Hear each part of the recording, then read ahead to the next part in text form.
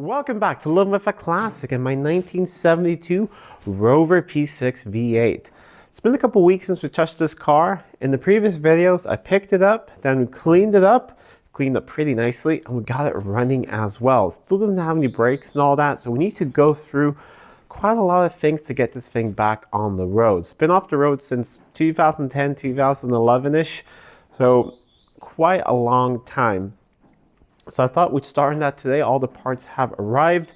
I have all new brake lines for it, all new coolant lines for it. I have oil filter, we have ignition components and some other things, so should get this thing up and running nicely. So let's fire it up, get it up into the workshop, warm it up a little bit, change the oil, because I really don't want to run it anymore on this oil, and then we'll see what else we do today. This will probably be a multi-part series, but we'll see how far we get on this thing in the next couple days. Now the keys for it here. Let's see if it fires into life. Let the fuel pump run a little bit. Pull out the choke. And let's see if it fires up.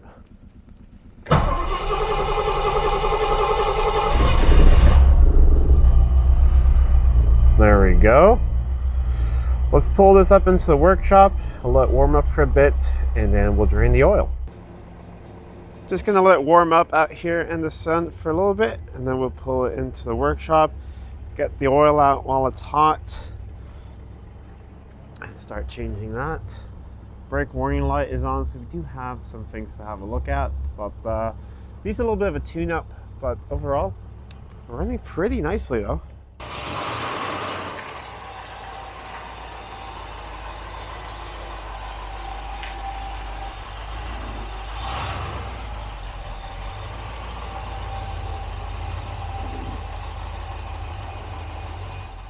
The oil is draining out there. I absolutely love cars that you don't need to jack up to drain the oil. My daily driver is the same, a 1975 XJ6. It's perfect. You can get to the filter and everything without actually having to raise the car up. So we'll let that drain out. However, this will be the first of 2 oil changes we're doing before this thing is back on the road. What I like to do with old engines, if the oil is really dirty, like when I get them, because I like to change my oil quite a lot. I don't believe in engine flushes in such old engines like these, especially the Rover V8 is quite famous for being a dirty engine inside with sludge and things. You don't want to dislodge that. However, I don't want to pour nice new oil in there, expensive stuff, and then have it go dark right away. So what I like to do is I grab some parts store, cheap stuff, mineral oil, usually a little bit thinner, 1030 or something, and I run it through the car at idle for maybe 20 minutes or so, and then just flush it out of there. Not really flush it, but just drain it out when it's warm, and then I put in what I like to use, which is Castrol Classic 20W50. Has a good amount of zinc in it, which this engine needs, which the Jag engines need as well. It's a good oil. So we'll let this drain for a bit. Then we will add the other oil, the sort of flushing oil I like to call it, but it's just really cheap parts store oil. I won't change the filter then. We'll just run it for a bit, and we can have that in there for a while actually while I do some of the other work, and then right before we take the car out of here, we'll do the last change with the nice good stuff and take it for a drive. It's just a slow drip underneath now, so I'm going to add a little bit of oil, just maybe half a liter or so. Still have the plug open, but it just helps flush out anything that is left over in the sump. Alright, that should be enough. We'll let that run through. I can hear it hit the drain pan now. We'll let that run through and then put the plug back in. Fill her up. Like I said, we're not changing the filter this time. We'll do that when I put in the proper oil a little bit later. Alright, so the last of that drained out. I have the sump plug back in. Now we're going to add, I believe the capacity is around 5 liters, it should say it right here. Engine 4.5 liters. So yeah, I think it's 5 with the filter. So what do we have here? We have 4.5 liters here. So we'll add that. Should be just fine. Let's check the level.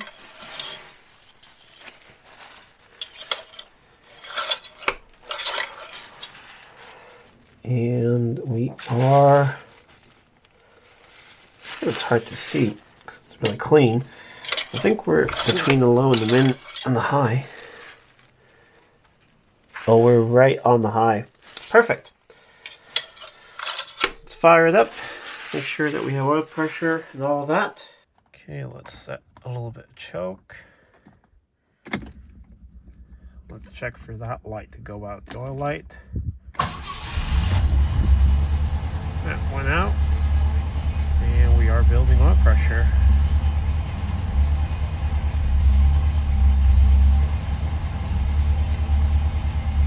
Not as high as before, of course, but this is thinner stuff.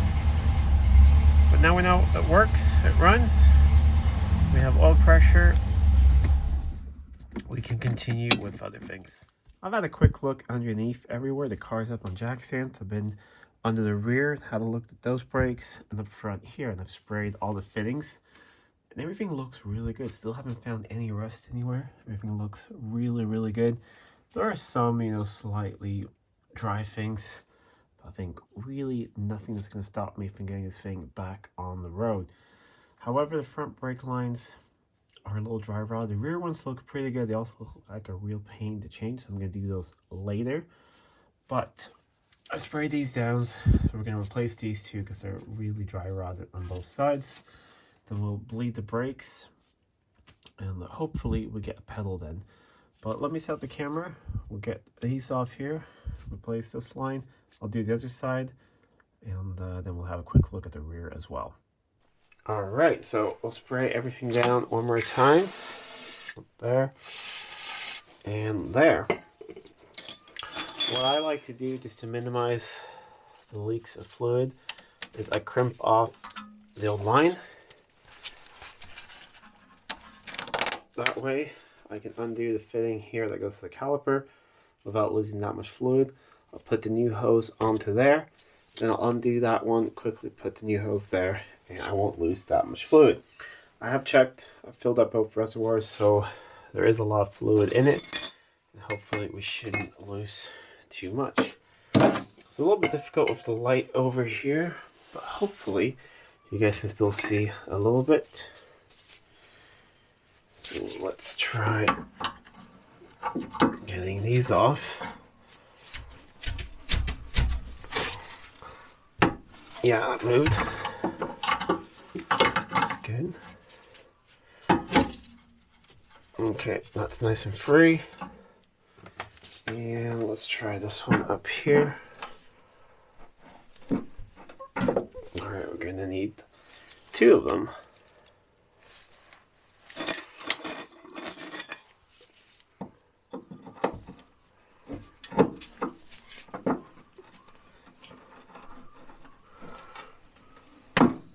Yes, they're all free.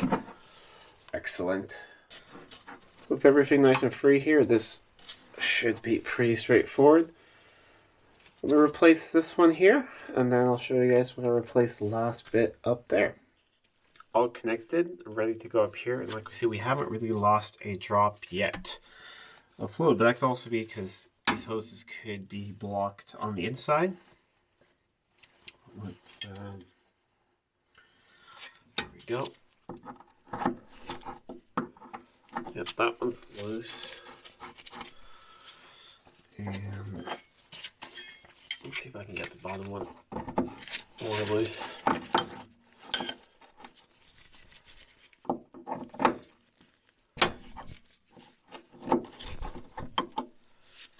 We'll take some spray just to get rid of some of the debris around here. I have hit everything with a wire brush as well. There's a lot of dirt and sand stuck up there. Almost have it off now. It just started dripping from here, so that's good. That gives me hope that the master is working. If you remember correctly, the brakes one of the reservoirs was really low for some reason. I haven't seen any leaks anywhere in the system, so it's a little strange. But at least we're seeing fluid go through here. And let's try and clean up this area a little bit.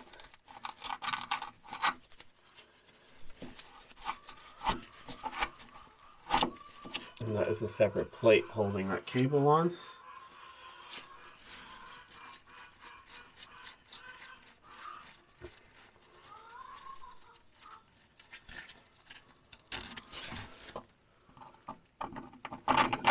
Through there.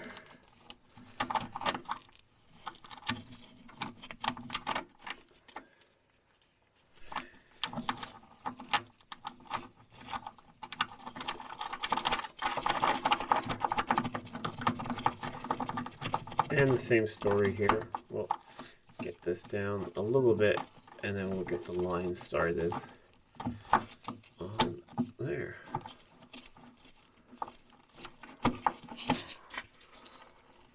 There we go. I'm going to tighten all this down and then we can do the same on the other side. I won't film that, and then we'll go and have a look at the rear. I realized I forgot one thing. I want to take out the pins here and just make sure I can push the brake pads in a little bit. And also one thing, of course, I've cleaned up this whole area with brake clean now that I'm done. But first of all, let's see if I can get the brake bleeder undone. Feels like it's moving. Yep. We'll actually take it out all the way. I can blow it through with some brake clean. Make sure that that won't be a problem.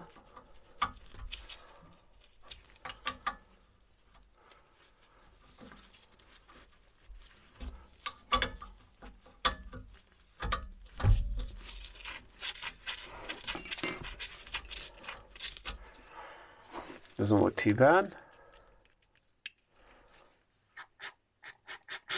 Yep, that works. We'll put it back in.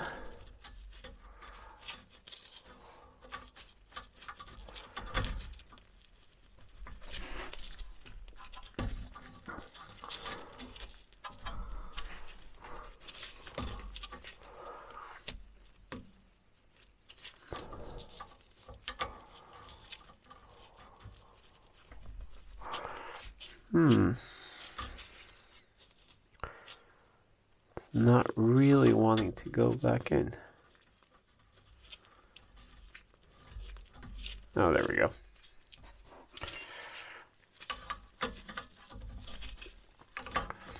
All right, so we'll leave that one a little bit cracked.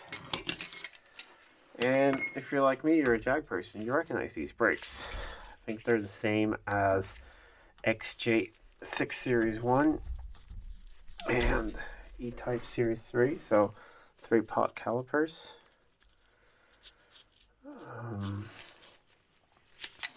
Pulled the pins there because I want to push these out. There's no real lubrication on those, and I like to have a little bit of lube on them.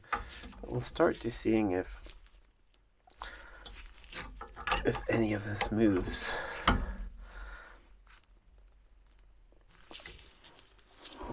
Maybe we'll take these out.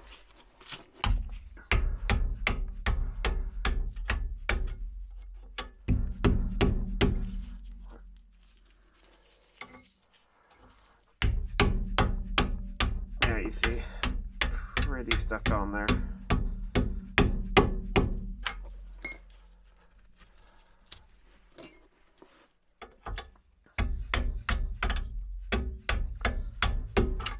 We're starting to see fluid come out here though, so that's really good. We'll close that for now. Let's gravity blood a little bit.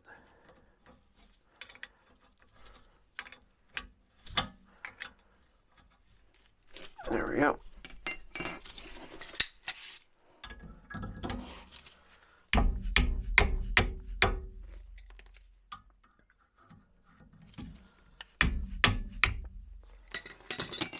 I like to clean these up with a wire wheel a bit and put a little bit of grease on them. So now let's see if we have any movement at all. I'm not sure. Feels very stiff.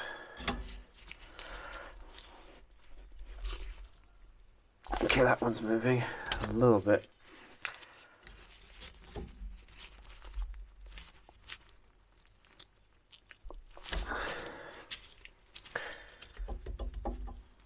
Okay, you see I got enough movement there so I could probably get this out of there.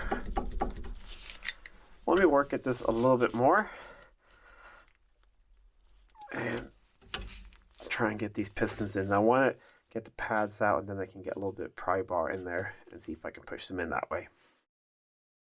Both brake pads are out.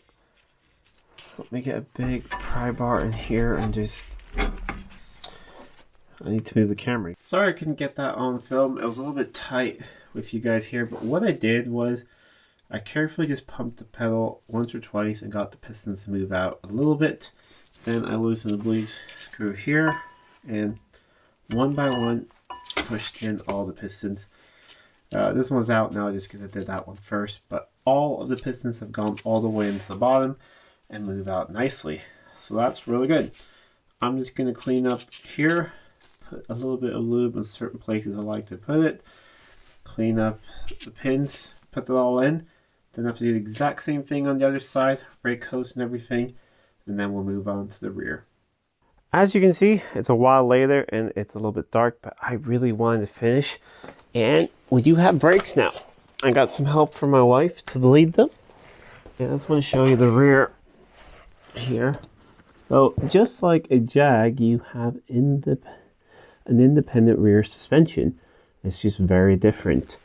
And you have inboard disc brakes. So they're sitting up here by the diff. On top of them up there, you see that pipe and the shiny bit over there? A bit to the left of that, that is a bleed nipple. So you bleed just one side because the fluid comes from that side and goes over. So that's where you bleed the rears. That took a bit of work, but after a while we finally got fluid back here and the brakes do actually seem to be working. I have put the car in gear when it's been up here in the air and rotate the tires, hit the brakes and let loose, and everything seems to be working as it should. So I am definitely no expert on these brakes. This is my first P6.